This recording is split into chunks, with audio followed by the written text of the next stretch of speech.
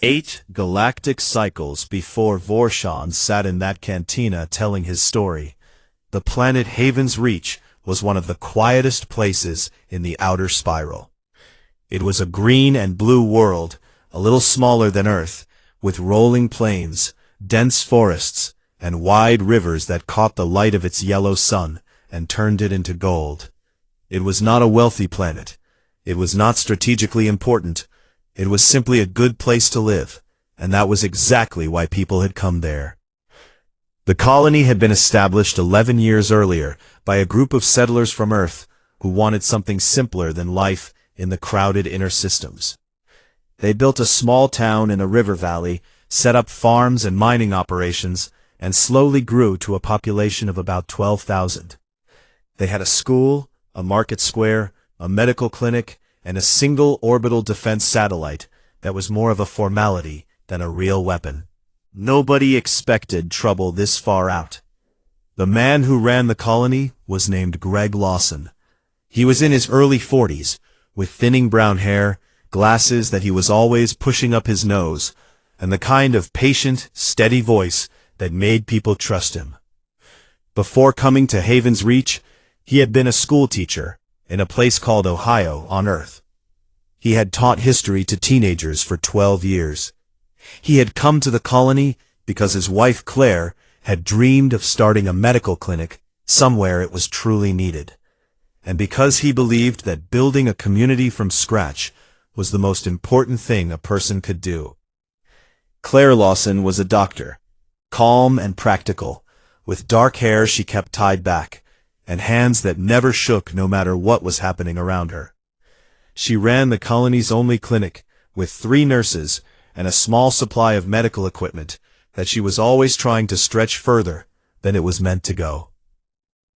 She treated everything from broken bones to seasonal fevers to the occasional injury from the local wildlife, which was mostly harmless, but occasionally got curious about humans in ways that involved claws. Their daughter Maggie was 9 years old. She had her father's brown hair and her mother's steady eyes, and she spent most of her free time drawing pictures of the alien plants and animals she found in the forests around the colony. She had a sketchbook that was almost full, and she had been asking for a new one for weeks. This was the world the Torvan Dominion decided to take. The Torvan were a mid-tier empire, not powerful enough to challenge the major galactic civilizations, but aggressive enough to bully smaller ones. They were a tall, gray-skinned species, with narrow faces and cold black eyes, and they valued expansion above almost everything else. Their military was large but poorly disciplined, filled with conscripts who served because the alternative was prison, and officers who had earned their ranks through politics rather than skill. The Torvan had identified Haven's Reach as a resource-rich world sitting in unclaimed space. The minerals beneath its surface were valuable.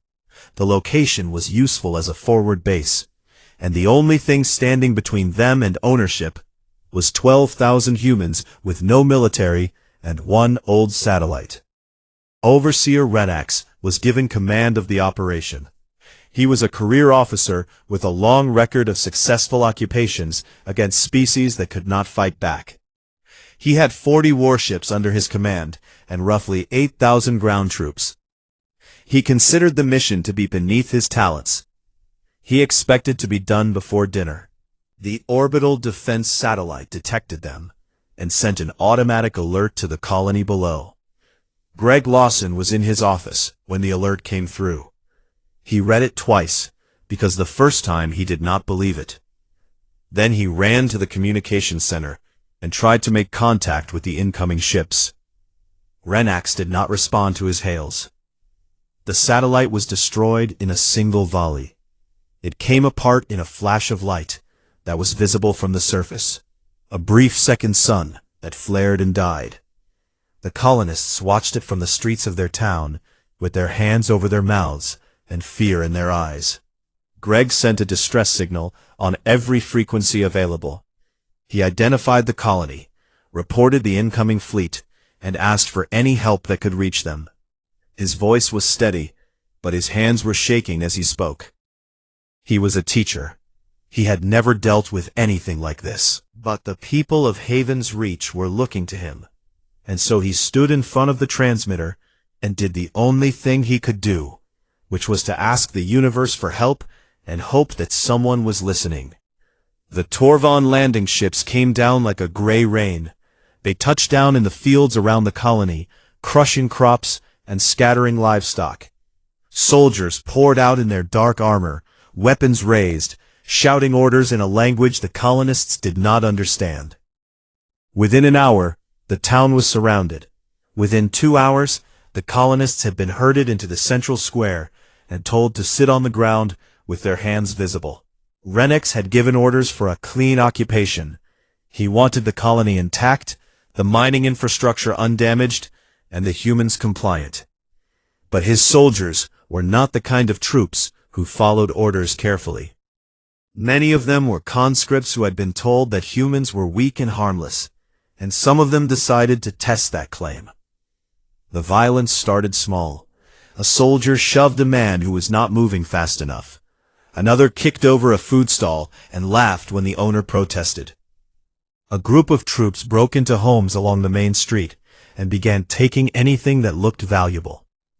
The officers did nothing to stop it. Some of them joined in. By nightfall, the occupation had turned ugly. Buildings were burning on the east side of town. Colonists who tried to protect their property were beaten. An old man named Pete Holland, who had been one of the original settlers, was struck in the head with the stock of a weapon when he refused to hand over a piece of equipment from his workshop. He collapsed in the street and did not get up. A group of Torvon soldiers forced their way inside, looking for medical supplies they could sell on the black market. Claire Lawson stood in the doorway and told them they could not enter. She was treating patients. She was a doctor. This was a place of healing. A soldier hit her across the face with his rifle. She fell backward into the wall, blood running from a cut above her eye. The soldiers walked over her and ransacked the clinic, scattering supplies across the floor and breaking equipment that Claire had spent years acquiring. Her nurses tried to help her up, while the soldiers laughed and moved on to the next building. Greg Lawson saw it happen. He was in the holding area in the square, sitting on the cold ground with hundreds of other colonists, and he saw his wife hit the wall, and he saw the blood on her face. Something changed in him at that moment. It was not loud or dramatic. There was no shout of rage, no clenched fist, no tears. It was like watching a door close behind someone's eyes. The man who had been a teacher, a builder, a patient administrator, who solved problems with words and compromise, that man stepped back into a dark room inside Greg Lawson's mind. And someone else stepped forward. He waited until the guards were distracted. Then he found his daughter, Maggie, who was huddled with a group of families near the edge of the square. He knelt beside her and spoke softly. He told her that she needed to be brave. He told her that a group of people were going to slip away into the forest when the guards changed shifts, and she needed to go with them. He told her to keep running and not look back, no matter what she heard. Maggie held her sketchbook against her chest and asked if he was coming too. Greg kissed her forehead and told her he had something important to do. Then he watched his 9-year-old daughter disappear into the dark with a group of refugees, and he turned around and walked back into the burning colony. He went to the emergency transmitter. It was still working, though the building around it was damaged. He sat down, powered it up, and sent a second message. This one was different from the first. The first had been a plea from a frightened civilian. This one was calm and cold and precise. It was addressed to the United Earth Defense Command, and it said the following. Haven's Reach had been attacked by the Torvon Dominion. Civilian population under hostile occupation. Casualties confirmed. Medical facilities destroyed. Children endangered. He was not requesting rescue. He was requesting response. In military terms, those two words meant very different things. A response was about making sure that what happened to them never happened again. Greg Lawson sent the message, and sat back in his chair. Outside, the colony burned. He could hear soldiers shouting and glass breaking, and somewhere, far away, someone crying. He folded his hands in his lap and waited, because he knew, with the certainty of a man who had taught history for 12 years, that the message would be received, and that what came next would be something the Torvan Dominion would remember for a very long time. Vor-Shan paused in his story and took a long, slow drink. The liquid in his glass was thick and dark, and strong enough to dissolve metal if you left it sitting long enough. He set the glass down and looked at Driss, and the young Velhari could see something in the old mercenary's eyes that he had not expected. It was not anger or pride or even sadness. It was the careful, haunted look of someone who was about to describe a thing he still saw when he closed his eyes at night. He told Driss that what came next was the part that changed him, not as a fighter, not as a mercenary, but as a creature who thought he understood how the galaxy worked. He had been wrong about that, and the correction had been violent.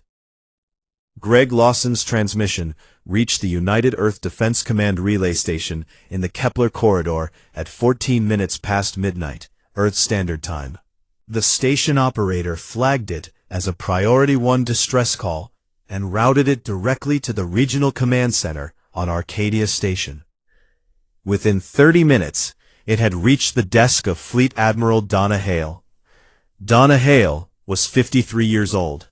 She had short gray hair that she kept cropped close to her head, and her face had the look of someone who had spent decades making decisions that other people's lives depended on. She was not the kind of officer who raised her voice or slammed her fist on the table. She did not need to. When Donna Hale spoke, people listened because she had earned every word she said with 30 years of service, including the border conflicts against the Grellian raiders, where she had commanded a fleet of 12 ships against a raider armada 3 times that size and had not lost a single vessel. She read Greg Lawson's message twice. She noted the precise language. She noted the word response and understood exactly what it meant. Within 6 standard hours, she had assembled a battle group. Her flagship was the carrier Resolute, a vessel 3/4 of a mile long that carried a full complement of strike craft, ground support vehicles, and enough firepower to crack a small moon. Flanking the Resolute were 4 destroyers, the Steadfast, the Iron Ridge, the Cold Harbor, and the Pale Morning, along with 2 heavy cruisers, the Blackwood and the Canyon Wall. 7 ships in total. 40 Torvan warships waited at Haven's Reach. By any reasonable calculation, the numbers favored the Torvan by a wide margin. Vor-Shan had seen those numbers himself when he was on the ground, and he had felt confident. 40 against 7. The math seemed simple, but it was not the fleet that should have worried him. It was what came with the fleet. Donna Hale had authorized the deployment of a Reaper company. Vor-Shan stopped talking for a moment when he said this, and Driss noticed that the old mercenary's upper right hand had tightened around his glass hard enough to make the material creak. It was the first sign of real emotion the young hunter had seen from him. Every species in the galaxy had its elite warriors, Vor-Shan explained. The Dracoron had their Fangguard. The Velhari had their Silent Blades. The Kalit Swarm had their Brood Champions. Humans had their special forces too, units that were better trained and better equipped than the regular military. But Reaper companies were something beyond that. They existed in a category that most species did not have a word for, because most species had never needed one. Every single one of them had chosen to be there, which was the first thing that made them different from most elite units in the galaxy. They went through a selection process that humans called the filter. The name was accurate. It filtered out everything that was not absolutely essential. The training lasted 18 months. 70% of candidates failed and were sent back to their regular units. Another 10% were injured badly enough that they could not continue. A small number did not survive at all. The ones who came out the other end were not simply good soldiers. They were something else entirely. Something that Vorshan struggled to describe in his own language. The closest word he had was Shalvrek, which roughly translated to a cold and patient fury that does not end. It was not blind rage. It was not battle madness. It was a calm, focused, absolutely relentless determination that burned at a low temperature but never went out. Normal anger could be waited out. Normal aggression could be exhausted. Shalvrek could not.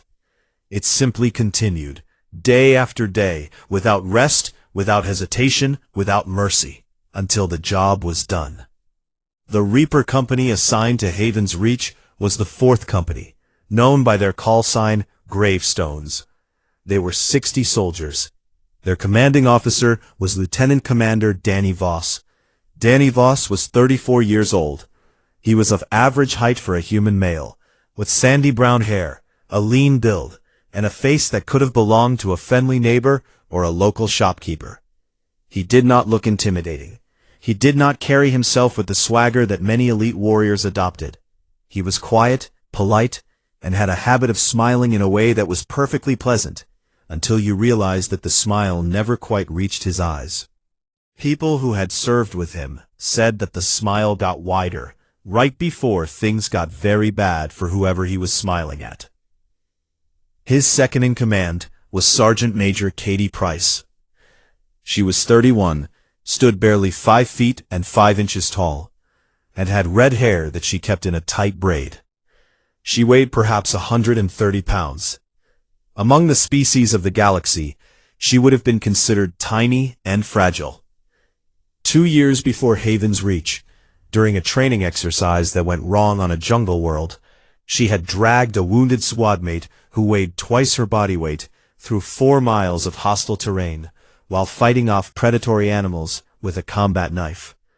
When they reached the extraction point, she had 3 broken ribs, a dislocated shoulder, and a deep bite wound on her left arm. She refused medical attention until her squadmate was stabilized first. These were the people who were coming to Haven's Reach.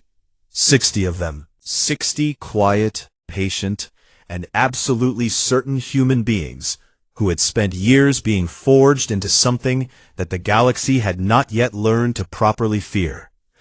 The fleet dropped out of faster-than-light travel at the edge of the Haven's Reach system like a fist coming out of the dark. The Torvan's sensor operators detected them almost immediately and began broadcasting alerts. Overseer Renax, who had been enjoying a meal in his quarters aboard his flagship, received the report and reviewed the data. 7 human ships. He had 40. He smiled. Donna Hale opened a communication channel. Her voice was calm and clear, with the flat, measured tone of someone reading terms that had already been decided. She identified herself and her fleet. She stated that the colony of Haven's Reach was under the protection of the United Earth government. She informed Renax that his forces had committed acts of aggression against a civilian population, including the destruction of property, the assault of non-combatants, and the endangerment of children. She gave him one opportunity to surrender his fleet, withdraw his ground forces, and submit to a formal investigation. One opportunity. She repeated the number. She wanted to make sure there was no confusion. Renax was not a stupid officer, but he was an arrogant one, and arrogance and stupidity often led to the same place. He looked at the numbers again. 40 ships against 7. His weapons officers confirmed that the human fleet was outgunned by a significant margin. His tactical advisors told him that the humans were bluffing, that this was a show of force meant to buy time for a larger fleet that was probably still days away. He declined Hale's offer and ordered his fleet to engage. The battle lasted 11 minutes. The human ships moved in a way the Torvan had never encountered. They did not form lines or hold formations in the traditional sense. They flowed, shifting positions constantly, covering each other with overlapping fields of fire, while presenting the smallest possible targets. Their weapons were more powerful than the Torvan intelligence had projected, and their targeting was precise, to a degree that seemed almost unfair. The Torvan ships fired in volleys. The human ships fired in sequences, each shot placed exactly where it would do the most damage. 3 Torvan warships were crippled in the first 90 seconds, hit in their engine sections before they had even finished turning to face the enemy. The destroyers, Steadfast and Iron Ridge, swept through the Torvan formation like blades through tall grass, firing as they went, never staying in one place long enough for the Torvan gunners to get a solid lock. The cruiser Blackwood targeted the Torvan command ships with focused strikes that punched through their shields and left them dark and drifting. Renax ordered a full attack. His ship surged forward. The Resolute was hit multiple times, taking damage to her port side and losing a section of hull plating. But the carrier kept moving, kept fighting, and her strike craft launched in waves that swarmed the larger Torvan vessels and tore them apart from the outside in. 8 minutes into the battle, the Torvan fleet lost cohesion. Ships began breaking formation, some trying to flee, others still fighting, but with no coordination. Renax screamed orders into his communication system, demanding his captains hold the line. At the 10-minute mark, a concentrated volley from the Resolute and the cruiser Canyon Wall struck Renax's flagship from 2 directions. The ship broke apart midway along its hull in a flash of white fire. Renax died, along with his entire command staff. 11 minutes after the first shot was fired, it was over. 26 of the 40 Torvan warships were destroyed or disabled. The surviving 14 were in full retreat, their engines burning hot as they ran for open space. Donna Hale let them go. She had made her point. The Resolute had taken real damage. One of the destroyers, the Cold Harbor, had lost its forward weapons array. But no human ship had been destroyed. Not one. On the surface of Haven's Reach, Vorshan Krell stood outside the Torvan command post and watched the debris of the orbital battle drift across the sky like falling stars. He had seen many battles in his career. He had seen powerful fleets torn apart and mighty empires humbled. But he had never seen anything like what had just happened. 7 ships had dismantled a fleet nearly 6 times their size in the time it took to eat a meal. He looked at the Torvan soldiers around him. They were staring at the sky too, and the looks on their faces told him everything he needed to know. They had come here believing they were the hunters. They were just now beginning to understand that they were the prey. Vorshan felt something cold settle in the pit of his stomach. He recognized the feeling, though it had been many years since he had last experienced it. It was the quiet, practical voice in the back of his mind that said this situation had changed in a fundamental way, and that the smart thing to do was to start thinking about how to leave. He did not leave. Not yet. He was still under contract, and a Dracaron honored his contracts. But the cold feeling stayed with him, and it grew worse with every hour that passed, because he knew that the fleet had been only the first part. The ships were just the door being kicked open. What was about to come through that door was far worse. Renax was dead. His flagship was scrap metal, drifting through the cold space above Haven's Reach, and what was left of his command staff was drifting with it. The 14 Torvan warships that had survived the battle were gone, running for the safety of Dominion space at maximum speed, and they were not coming back. The 6,000 Torvan ground troops, still on the surface of Haven's Reach, looked up at the sky and understood, slowly and with growing horror, that they were alone. No reinforcements were coming. No extraction fleet was on its way. The orbital space above them was now controlled entirely by Admiral Donna Hale's battle group, and the Resolute hung in orbit like a steel cloud, visible even from the ground when the light was right. The Torvan soldiers were stranded on an alien world, surrounded by forests they did not know, facing an enemy they had been told was not a threat. That enemy arrived at dawn on the second day. Danny Voss and his Reaper Company, all 60 of them, dropped from a transport shuttle into the mountain range north of the colony. They came down in the gray light before sunrise, their boots hitting the rocky ground in near silence. Each one of them carried a compact rifle, a sidearm, a blade, and enough supplies for 2 weeks of independent operation. They wore no heavy armor. Their uniforms were dark and designed to blend with the forest and stone around them. Within 10 minutes of landing, they had spread into the tree line and vanished.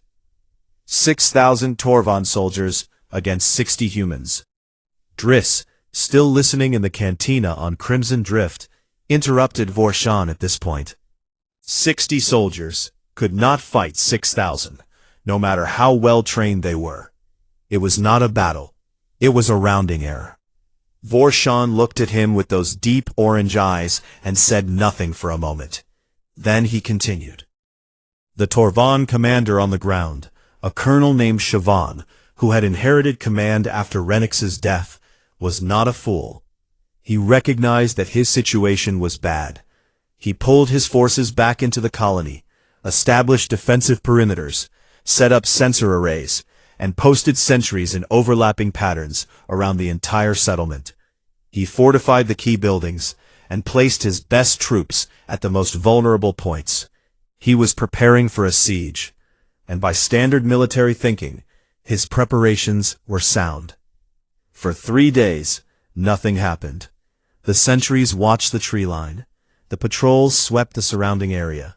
The sensor arrays hummed and scanned. Nothing moved. No human forces were detected. No attacks came. The forest was quiet, and the silence was worse than any bombardment because it left room for the imagination to work. And the imagination of a frightened soldier was a powerful and terrible thing. Vorshan, who had been hired as a ground combat advisor, spent those 3 days watching the Torvon troops and growing more uneasy by the hour. He knew what was happening, or at least he thought he did. He had used similar tactics himself in his long career. The humans were watching. They were learning the patrol routes, the shift changes, the gaps in coverage. They were mapping every inch of the Torvon defensive positions from the shadows of the forest. And they were waiting for the perfect moment to begin. It began on the 4th night. A sentry on the eastern perimeter reported a sound in the trees, a soft rustling that could have been wind, or an animal, or nothing at all. His squad leader told him to hold position and sent a 2-soldier team to investigate. The team walked into the forest. Their communication link stayed active for 6 minutes, broadcasting nothing but footsteps and breathing, and the occasional quiet word exchanged between them. Then the links went silent, not cut off with a burst of static, not ended with a scream or a gunshot. They simply stopped, as if someone had gently pressed a button. The squad leader sent a search party. They found the patrol post empty. No bodies, no blood, no spent ammunition, no sign of struggle. Just 2 empty positions where 2 soldiers had been standing moments before, now occupied by nothing but shadows and the smell of damp earth. It happened again an hour later on the western side, and again 2 hours after that, near the southern gate. Sentries vanished. Patrol teams walked into the dark and did not come back. Communication links died without warning. By morning, 17 Torvon soldiers were simply gone, and no one could explain how. Then the bodies started appearing. They were found in places where other soldiers would see them. A body propped against a supply crate near the mess hall. A body seated upright against the wall of the command post. A body lying across the threshold of a barracks door, so that the soldiers inside would have to step over it when they came out at dawn. Each body had a single wound, precise and clean and instantly fatal. There was no cruelty in it, no mutilation, no signs of torture, just efficiency. Each kill was a statement made in the simplest possible terms. The message was clear, and every Torvan soldier heard it, even though no words were spoken. We are here, we see you, we choose when, we choose who, and there is nothing you can do about it. Vorshan recognized it as psychological warfare, but that term did not feel large enough for what was happening. Every species practiced some form of psychological pressure in combat, but the humans had turned it into something that felt almost like an art form. They were not simply trying to demoralize the Torvan. They were reaching inside the mind of every single soldier and placing a cold, heavy stone of doubt in the deepest part of their thoughts. They were making 6,000 armed troops afraid of the dark. Colonel Shevan tried to maintain order. He doubled the sentries. He ordered patrols to move in groups of 6. He activated every light source in the colony so that the streets were bright, even in the middle of the night. He told his troops that the humans were few in number, and that this was nothing but tricks and shadows. But tricks and shadows kept killing his people. On the 6th night, Sergeant Major Katie Price led a 4-person team into the occupied colony itself. They entered from the east, moving through a drainage channel that the Torvan had not thought to guard. They came up inside the colony walls and moved through the streets in total silence, staying in the pools of darkness between the lights that Shevan had ordered turned on. The lights, ironically, made it easier for them. The bright spots blinded the guards and created deeper shadows for the Reapers to move through. Then, Price's team entered the building through a back window that had been left unlocked, crossed the interior, and neutralized the 4 inside guards before any of them could reach their communication devices. 47 colonists were guided out of the building, through the drainage channel, and into the forest, where a larger group of Reapers was waiting to escort them to safety. The entire operation took less than 40 minutes. Not a single shot was fired. The Torvan commander who had been responsible for guarding the hostages was found the next morning. He was alive. He was sitting in his own command chair in his own office, completely unharmed. But his weapons were gone, his communication equipment had been disassembled, and a human combat knife had been driven into the desk in front of him, buried to the hilt in the hard surface. He had not heard anyone enter or leave. When Shevan was informed of what had happened, he stood in silence for a long time. Then he sat down heavily and stared at the wall. By the 8th day, the Torvan army was falling apart. Groups of soldiers began surrendering, not because they had been defeated in battle, but because the alternative was another night of waiting in the dark for something they could not see and could not stop.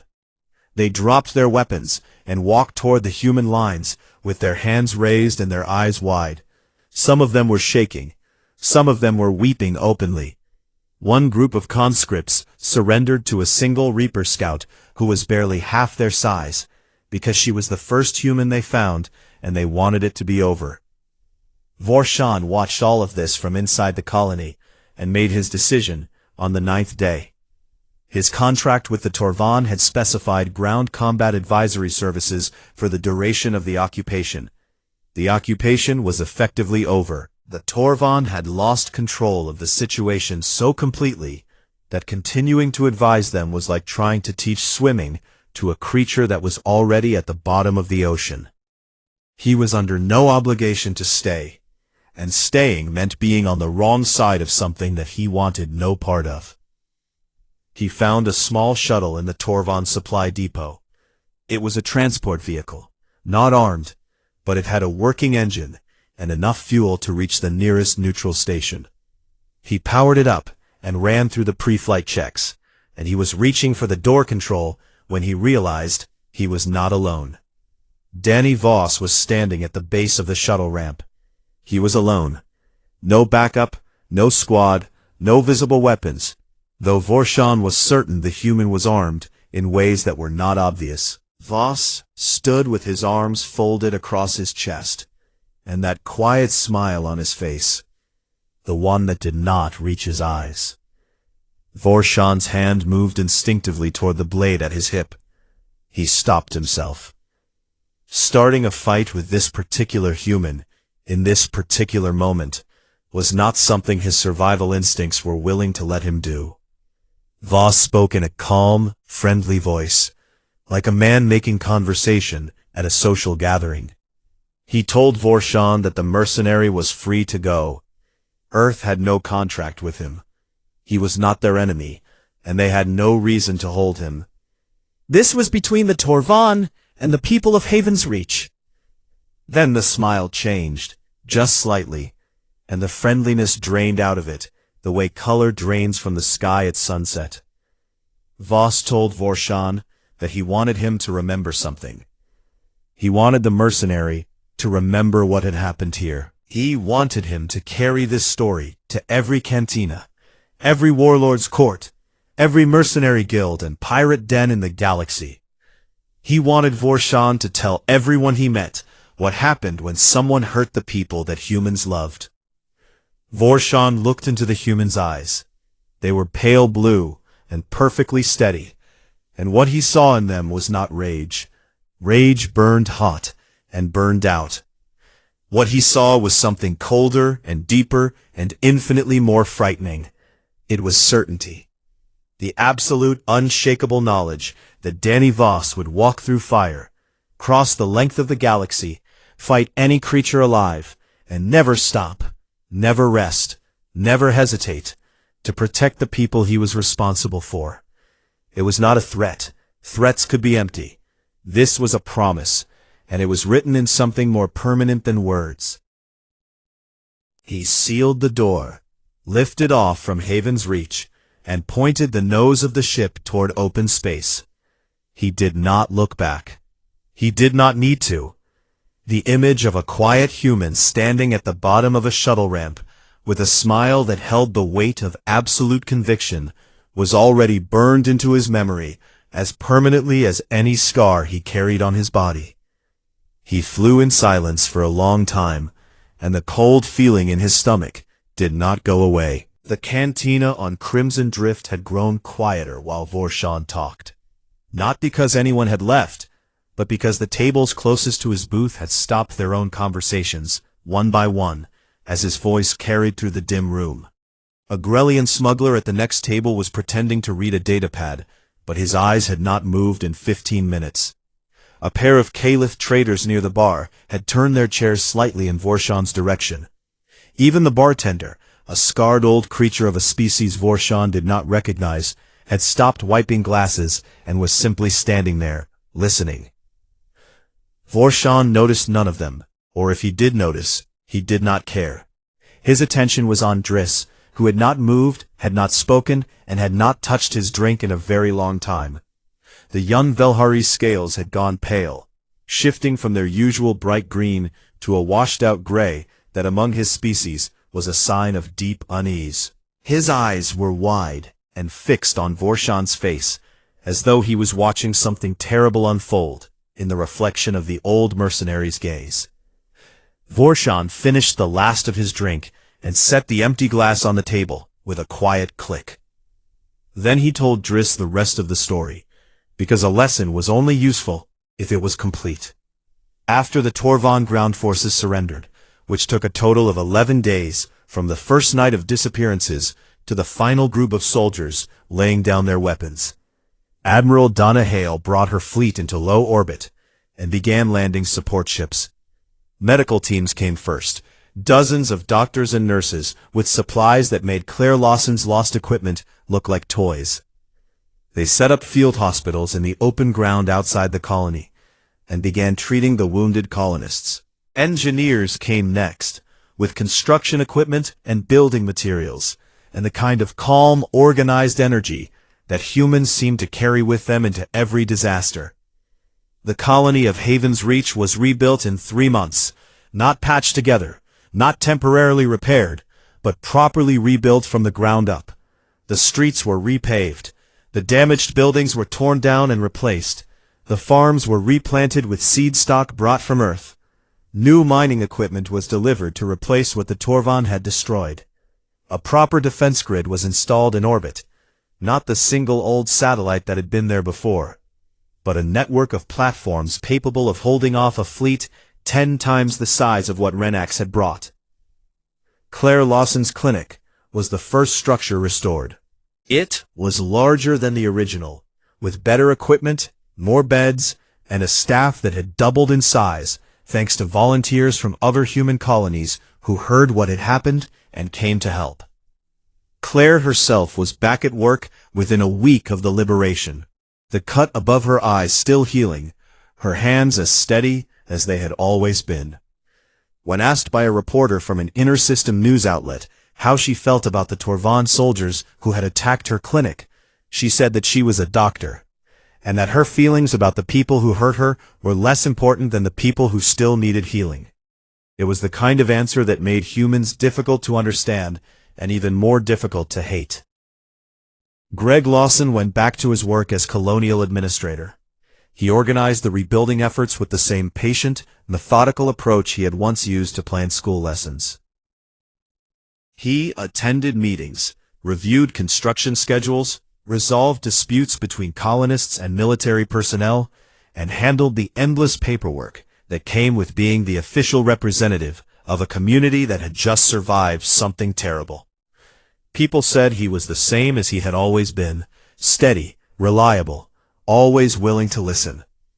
But those who knew him well said there was something different about his eyes, a depth that had not been there before, a shadow that crossed his face when he thought no one was watching. He did not talk about the night he sat at the transmitter and sent that second message. He did not need to.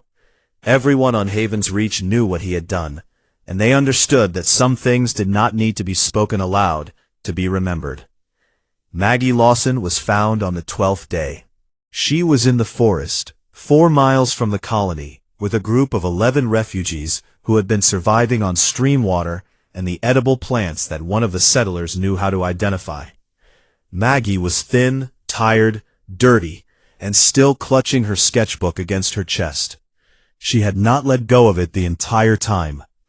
When she saw her father, she ran to him so fast that she nearly knocked him over, and Greg Lawson held his daughter and closed his eyes and did not let go for a very long time. Maggie grew up on Haven's Reach. She never left. She finished her sketchbook and started a new one, and then another, filling them with drawings of the forests and rivers and alien wildlife that she loved. When she was old enough, she went to university through the Colonial Education Program and studied engineering. She graduated near the top of her class and returned to Haven's Reach, where she joined the team that designed and maintained the colony's new defense grid. The little girl who had run through the dark forest with nothing but a sketchbook eventually became one of the people responsible for making sure no one would ever have to run like that again. The Torvan Dominion sent a formal diplomatic envoy to Earth 6 months after the battle. The envoy was led by a high-ranking member of their governing council, and the delegation was noticeably subdued. They offered reparations for the damage done to Haven's Reach, a public apology broadcast across all Torvan communication networks, and a non-aggression treaty that would prevent any future military action against human territories. The humans accepted, but the treaty they signed contained a clause that the Torvan had never agreed to with any other species in their history. The clause stated that any future attack on a human civilian population by Torvan forces or by mercenaries or allies acting on Torvan orders would be considered an act of war against the entire human species, with no possibility of negotiated settlement, no opportunity for surrender after the first shot, and no limitation on the scale or duration of the human response. The Torvan signed it without hesitation. They did not argue. They did not negotiate. They simply signed and left. And in the years that followed, the Torvan Dominion became one of the most vocal advocates for peaceful coexistence with humans. Not because they had found a new respect for diplomacy, but because they had stared into the face of what happened when diplomacy failed, and they had decided, with great clarity, that they never wanted to see that face again. Vorshan leaned back in his chair. The old leather creaked under his weight. He folded two of his forearms across his broad chest and rested the other two on the table. And he looked at Driss with an expression that was neither threatening nor gentle, but simply honest. He told the young hunter the truth that most species in the galaxy had learned, some of them the hard way. Humans were not the strongest species. There were creatures that could tear them apart with their bare hands. Humans were not the fastest, not the toughest, not the most heavily armored. They could not regenerate lost limbs. They could not breathe underwater. They could not survive in vacuum. By most measurable physical standards, they were average at best and fragile at worst. What they had was something else. Something that did not show up on sensor scans, or combat projections, or species evaluation reports. Something that the Torvan had not accounted for, and that Vorshan himself had failed to understand, until he stood on a burning colony world and watched the sky fall on the people who had made a terrible mistake. Humans cared about each other, not in the distant, abstract way that hive species cared about their collective, where individual lives were expendable and the whole was all that mattered. Not in the hierarchical way that warrior cultures valued their leaders, where loyalty flowed upward and the strong protected themselves while the weak served.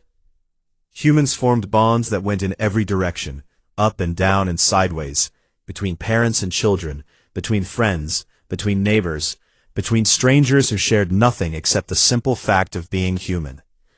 Those bonds were fierce and deep, and to an outside observer, completely irrational. A human would risk death for a friend. A human would cross the galaxy for a child. A human would stand in front of a threat that could destroy them without a moment of hesitation, not because they were too stupid to be afraid, but because the fear of losing someone they loved was greater than the fear of dying. And when those bonds were broken, when someone hurt the people a human cared about, something activated inside them. It was not just anger, though anger was part of it. It was not just a desire for revenge, though revenge played its role. It was a resolve so deep and so complete that it could not be reasoned with, could not be intimidated, could not be bribed, and could not be outlasted. It was the reason a school teacher from Ohio could sit in a burning colony and send a message that brought the wrath of an entire species down on the heads of the people who had threatened his daughter. It was the reason a woman who weighed 130 pounds could carry a wounded friend through 4 miles of hostile jungle and refuse medical treatment until he was safe. It was the reason 60 soldiers could break an army of 6,000, not through superior numbers or superior weapons, but through a will that simply did not have a setting for surrender. Humans called it many things: love, duty, loyalty, stubbornness, the refusal to leave anyone behind. Vorshan did not have a human word for it, so he used his own. He called it the only force in the entire galaxy that had ever made him truly afraid. Driss sat in silence for a long time after Vorshan finished speaking. The cantina had returned to its normal hum of conversation, but the young Velhari heard none of it. He was staring at the table, his green scales still pale, his untouched drink sweating in his hand. Then he stood up. He did not say anything to Vorshan. He did not thank him, or argue with him, or ask any more questions. He simply turned and walked to the cantina's communication terminal in the far corner. He stood there for a moment, his thin fingers hovering over the controls. Then he entered a code, connected to a secure channel, and cancelled his contract with the Torvan Dominion. The contract fee would have been enough to set him up for years. It was the biggest payday he had ever been offered. He deleted it without a backward glance, and walked out of the cantina without looking at anyone. Vorshan watched him go. The old mercenary's face was unreadable, as it almost always was, but if someone had been watching very closely, they might have seen the corners of his mouth shift slightly. Not quite a smile, but something close to it. Something that looked almost like relief. He raised one of his 4 hands and signaled the bartender for another drink. The dark liquid was placed in front of him, and he wrapped his scarred fingers around the glass and sat alone in the dim light of the corner booth, as he had sat 1,000 times before. But tonight was different. Tonight, instead of thinking about his next contract, or his next fight, or the long, violent road that had brought him to this place, he found his mind drifting back to a planet called Haven's Reach, and a human who had stood at the bottom of a shuttle ramp in the pale light of an alien dawn. He remembered the man's face, calm and certain, and carrying the weight of a promise that had nothing to do with threats and everything to do with love. He remembered the smile that held the strength of something that could not be broken, because it was not made of muscle or bone or steel. It was made of the simple, stubborn, beautiful refusal to let go of the people who mattered. Vorshan drank slowly and thought about that for a long time. Some lessons, he decided, only needed to be learned once. But some lessons were worth remembering forever. The cantina hummed around him. The galaxy turned in the dark, outside the station walls. And somewhere, on a small green world in the outer spiral, a woman who had once been a frightened girl with a sketchbook was looking up at the stars through a defense grid she had helped to build, making sure that the sky stayed safe for the people she loved. Some things, it turned out, were worth protecting at any cost. The humans had always known that. The rest of the galaxy was still learning. The cantina on Crimson Drift Station smelled like engine oil and burnt spice. It sat in the lower ring of the station, far from the polished trading halls and diplomatic suites above. Down here, the lights were dim, the music was low, and the people who drank at the bar were not the kind who wanted to be seen. Smugglers, pirates, bounty hunters, and hired killers from a dozen different species filled the tables and booths, talking in hushed voices or sitting alone in silence. It was the kind of place where you kept your eyes on your own drink, and you did not ask questions about anyone else. In the far corner, sitting in a booth that seemed too small for his body, was a creature that every single person in the cantina was quietly aware of. His name was Vorshan Krell. He was a Dracoron, a species that looked like someone had taken a lizard, stretched it to 7 feet tall, given it 4 arms, and then covered it in thick gray scales that could stop a knife blade. His eyes were deep orange, like dying coals, and they moved slowly around the room, in the way that a predator watches a field full of prey it is not yet hungry enough to chase. Vorshan Krell was, by most reliable accounts, the deadliest mercenary in 3-star systems. His career stretched back over 40 years. He had fought in wars on 26 different worlds. He had killed members of 47 different species. Warlords hired him to crush rebellions. Empires hired him to break open fortified cities. Criminal syndicates hired him to remove problems that nobody else could remove.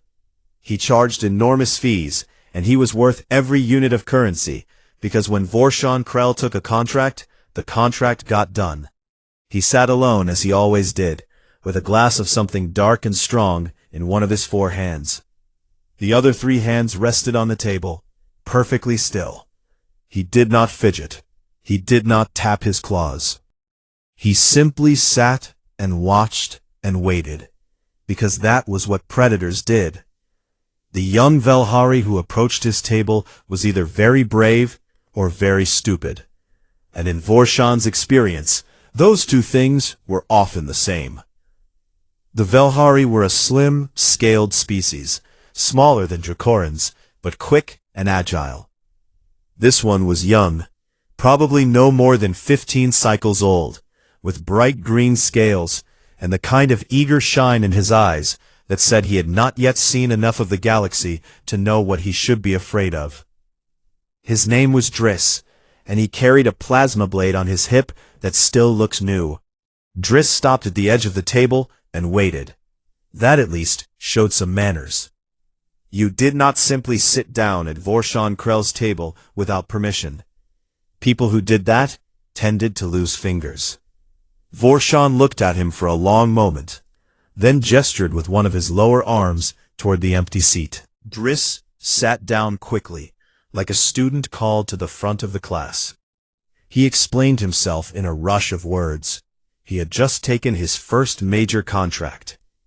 The Torvan Dominion, a mid-level empire with ambitions far larger than its actual power, had put out a call for mercenaries and bounty hunters to assist with what they described as a territorial acquisition operation. The target was a small colony world in the outer spiral called Haven's Reach. It was a human settlement, barely 12,000 people, mostly farmers and miners. Easy work, the Torvan had promised. Light resistance, good pay. Driss wanted advice. He wanted to know if there were any tricks to fighting humans, any weaknesses to exploit, any tactical advantages he should know about. He wanted to learn from the best, and there was nobody better than Vorshan Krell. Vorshan listened to all of this without moving. His orange eyes stayed fixed on the young hunter's face the entire time. When Driss finally stopped talking, Vorshan did something that nobody in the cantina had ever seen him do before. He laughed. It was not a warm laugh. It was not the laugh of someone who had heard a good joke. It was dry and hollow and rough, like stones scraping together in the dark. It was the laugh of someone remembering something terrible and finding a grim kind of humor in the memory. Several people at nearby tables glanced over, then quickly looked away again. Vorshan leaned forward. The table creaked under his weight. He told Driss, in a voice like gravel being dragged across iron, that in 40 years of killing for money, he had fought things that would make the young hunter's blood freeze in his veins. He had gone blade to blade with the Kalit swarm, insects the size of ground vehicles that attacked in waves of 10,000. He had burned cities on Rathun Prime while the defenders fired plasma cannons at his head. He had once strangled a Gorvathi war chief, a creature twice his own size, with the chief's own battle banner while the chief's personal guard tried to pull him off. But there was only one species in the entire galaxy that had ever made him run. Only one species that had made him feel something he was not comfortable calling fear, but could not honestly call anything else. That species was humans. Driss made a noise that was somewhere between a laugh and a cough. He clearly did not believe it. Humans were known across the galaxy as small, soft, fragile creatures. They had no natural armor. They had no claws worth mentioning. They had no venom, no acid spray, no electrical discharge, no biological weapons of any kind. Their homeworld was a chaotic mess of natural disasters, extreme temperatures, and predatory animals that they had somehow survived for pure stubbornness and the invention of increasingly dangerous tools. They were clever, sure. Adaptable, yes. But dangerous enough to scare the great Vorshan Krell? That seemed like a joke. Vorshan did not smile. He watched the doubt play across the young hunter's face, and he understood it completely, because he had once felt exactly the same way. He had once looked at a human and seen a small, breakable thing that posed no real threat to a creature like him. He had been wrong, and the lesson had cost him something he could not get back. Not blood or money, but something deeper. It had cost him his certainty that he was the most dangerous thing in any room he walked into. He told Driss that the Torvan Dominion had believed the same things about humans 8 galactic cycles ago. They had looked at the data, measured the physical specifications, run the combat projections, and concluded that humans were a minor obstacle at best. Then the Torvan had made the single worst mistake in their empire's history. They had attacked a human colony, and they had hurt the people living there. They had enraged the humans. Vorshan called over the bartender and ordered 2 more drinks, strong ones. Then he told Driss to settle in, because the story was not short, and it was not pleasant, and it was not the kind of thing you wanted to hear on an empty stomach. If Driss still wanted to take that contract after hearing it, Vorshan would not stop him. Every creature in the galaxy had the right to make its own choices, even the stupid ones. But Vorshan would not help bury him afterward either. He had learned a long time ago that you could not save people from their own ignorance. You could only give them the truth and hope they were smart enough to listen. Driss took the drink that was placed in front of him. He wrapped his thin green fingers around the glass, and he listened. Vorshan began to talk.